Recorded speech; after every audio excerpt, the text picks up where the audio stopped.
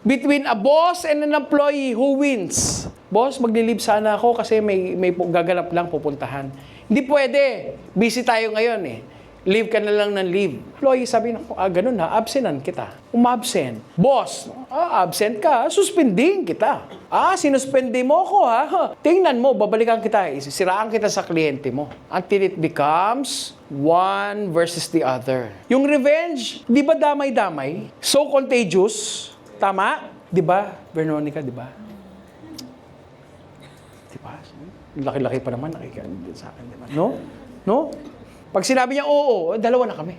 Di ba? Di ba, no? Totoo, di ba? Di ba si Ronan, di ba, ganun talaga yan, no? Di ba, bro, si Ronan? Grabe, di ba, Brad? But are you getting what I'm saying? Yeah. Thank you. Before you know it, yun na sa office, dalawang grupo. Kaya huwag ka magtaka, bosses who are here, may isa pang chat group na hindi ka kasama.